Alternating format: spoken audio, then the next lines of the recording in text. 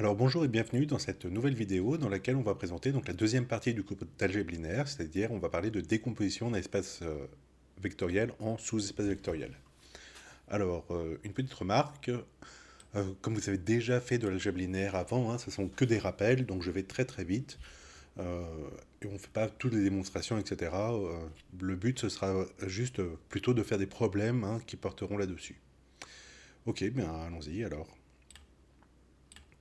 Alors, donc, qu'est-ce qu'on va voir? On va voir donc les opérations ensemblistes conservant la structure d'espèce vectorielle déjà, donc on va voir la somme et l'intersection. On va voir la notion de SEV engendrée par une partie d'un espace vectoriel. On va voir donc la somme de deux sous-espaces vectoriels à la généralisation, donc ça va être intéressant pour faire justement décomposer un espace vectoriel en plusieurs sous-espaces. Et puis la somme directe, donc c'est encore mieux, et la généralisation.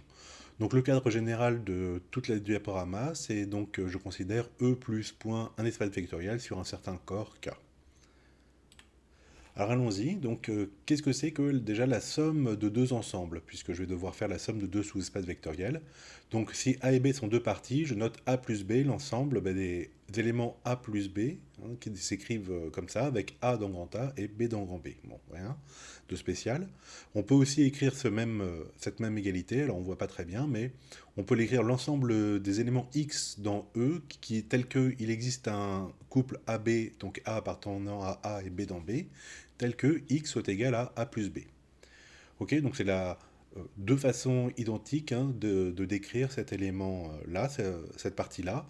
Soit je dis que c'est l'ensemble des A plus B lorsque A décrit grand A et B décrit grand B, soit je dis que ce sont les éléments de E tels que je puisse les écrire A plus B en fait. La décomposition n'est pas forcément unique en A et B là. Voilà, alors un premier exercice très très classique qu'il faut que vous sachiez faire, et donc je vais vous laisser le faire pour l'instant, c'est que de montrer que si jamais j'ai deux sous-espaces vectoriels de E, alors la somme de ces deux-là et l'intersection de ces deux-là sont aussi des sous-espaces vectoriels de E. Et l'autre, donc c'est en gros ça dit que ça ne marche jamais pour la réunion. Donc il faut montrer que si l'union de deux sous-espaces vectoriels est un SEV, ça veut dire que l'un est caché dans l'autre, c'est-à-dire que soit F1 est inclus dans F2, et auquel cas l'union c'est F2, soit F2 est inclus dans F1, et auquel cas l'union c'est en fait F1. Ok, voilà, donc ça dit que si jamais les deux sous-espaces vectoriels ont un élément différent chacun l'un de l'autre, hein, eh ben voilà, eh ben, l'union n'est jamais un sous-espace vectoriel.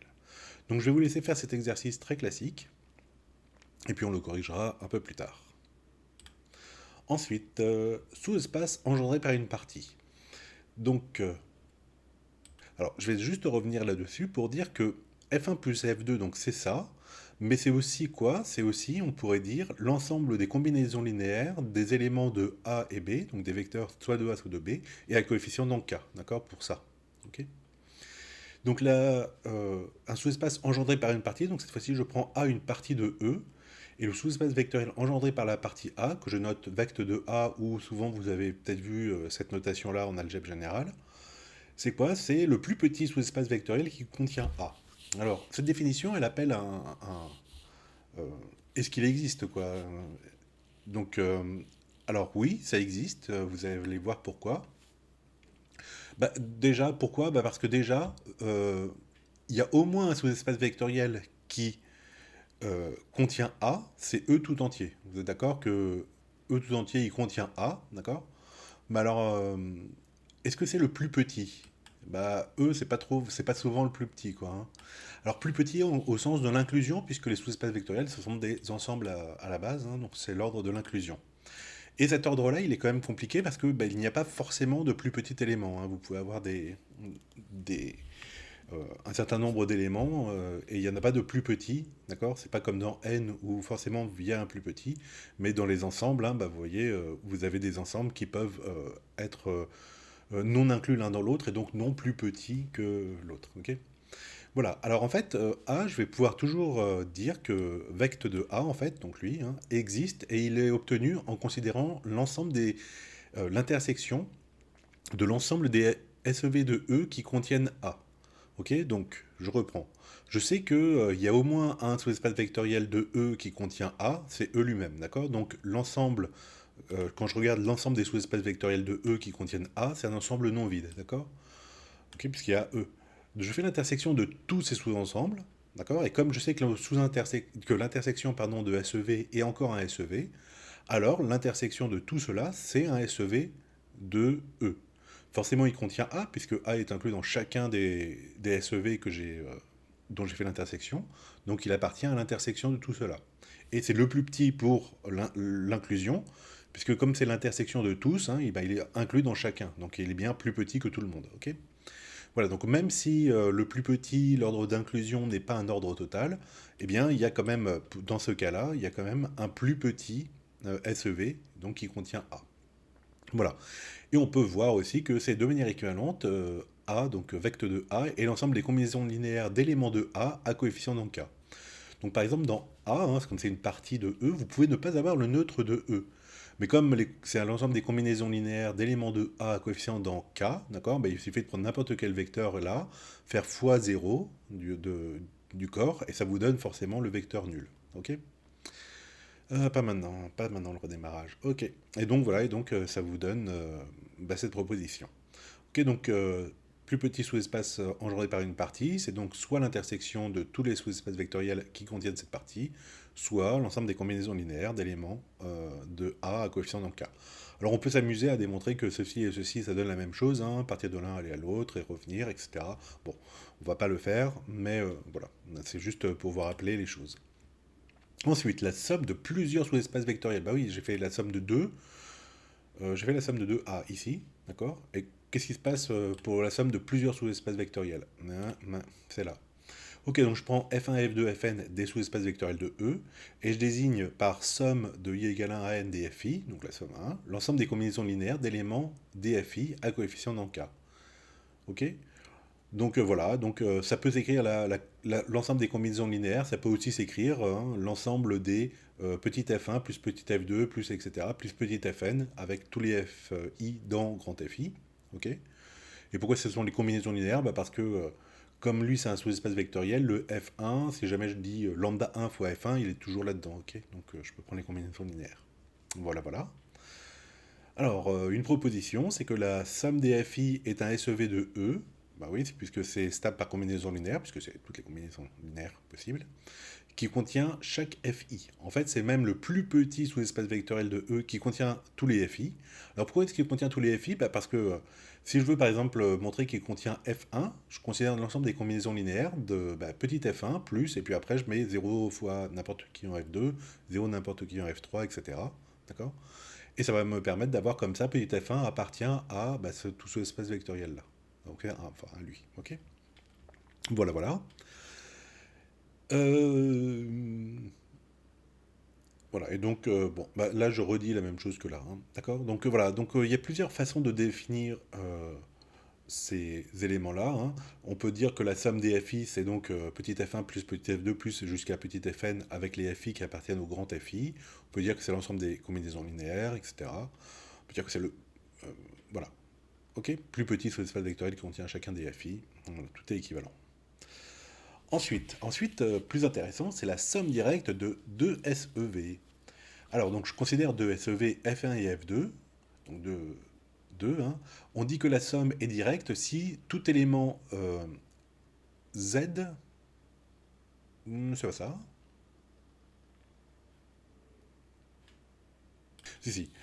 Donc, je reprends. On dit que la somme directe F1 et F2, donc que la somme, pardon, F1 et F2 est directe si, à chaque fois que j'ai un Z donc, dans F1 et F2, alors l'écriture petit x1 plus petit x2 dans F1 et F2 est unique. D'accord? Donc, c'est soit l'unicité du couple, ok? Voilà. Euh, Voilà, donc c'est ça, c'est l'unicité que je vous ai. Hein, l'écriture de x comme somme d'éléments de f est unique. D'accord. Alors là, c'était un z ici, mais c'est pas. Voilà, c'est devenu un x ici. Et donc, on note f1 plus f2 avec le plus rond comme ça, pour la somme directe. Alors, une caractérisation de la somme directe, hein, c'est que donc si F1 et F2 sont deux SEV de E, la somme est directe si et seulement si l'intersection de F1 et F2 est réduite à 0. Donc ça c'est un exercice aussi que vous devez faire. D'accord? Donc montrer que l'intersection pardon, est égale à 0, c'est équivalent à l'écriture z est égale à x1 plus x2 est unique. Ok? Voilà. Et enfin, je vous ai mis la définition de supplémentaire, c'est pour ça que j'étais un peu embêté là-haut.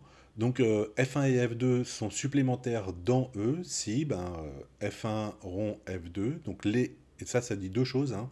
Ça dit que les deux sous-espèces vectorielles sont en somme directe et que la somme des deux fait E. Ou encore, ça dit que tout élément de E peut s'écrire de manière unique comme un élément de F1 plus un élément de F2. Ok, l'unicité est très importante. Voilà, et pareil, dans certains exercices, il vaut mieux utiliser, par exemple, l'unicité de ça. Dans d'autres, il faut mieux utiliser l'intersection de F1 et F2 égale à 0. Ça dépend des cas, quoi. Voilà, donc là, c'était la somme de deux sous-espaces vectoriels. Maintenant, on va passer à quelque chose qui est, en général, très très mal vu. C'est la somme directe de plusieurs SEV. Ok, donc au départ, ça commence normalement, quoi, d'accord? La somme des FI est directe si l'écriture de tout élément Z, somme de FI en somme, comme ça, est unique, d'accord? C'est-à-dire que euh, je ne peux pas écrire un vecteur Z de deux façons différentes hein, comme somme des FI. De manière équivalente, ça veut dire que si jamais, enfin que 0 a une seule écriture, c'est-à-dire 0, 0, 0, ok? D'accord? Donc alors, x1 égale x2 égale xn, j'aurais dû mettre égal à 0 de e. Je vous rappelle que le 0 de e, hein, il appartient à chacun des FI, puisque ce sont des sous-espaces vectoriels et qui contiennent donc tous le neutre de l'espace vectoriel. Ok?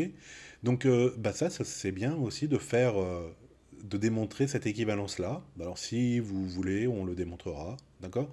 Que il y a équivalence entre tout élément s'écrit de manière unique et juste 0 s'écrit de manière unique, c'est comme ça, ok?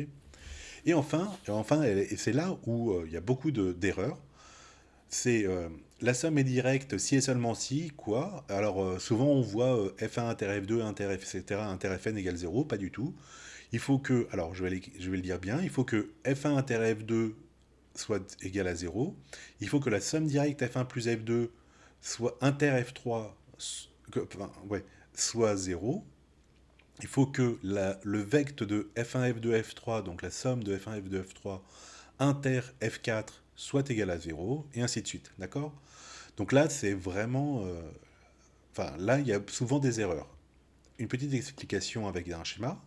Alors, je suis dans le plan R2, hein, d'accord? Et puis j'ai dessiné trois vecteurs. D'accord? Bon, on va dire UVW, bref. Ok, c'est trois vecteurs. Bon, j'espère que tout le monde est d'accord pour dire que... Alors, aucun de ceux-là n'est collinéaire, hein, ils sont pas collinéaires, non collinéaires 2 à 2. Ok?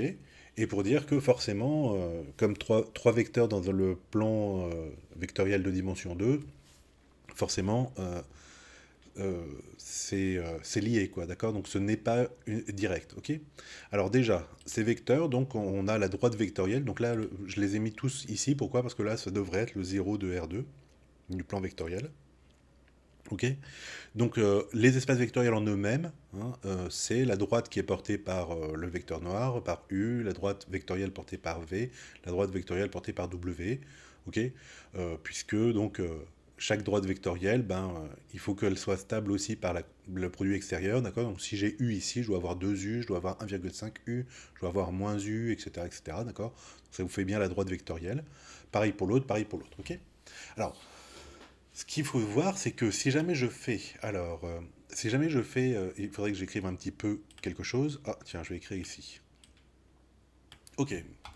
Si jamais je fais vecte de U, alors voilà, hein, d'accord.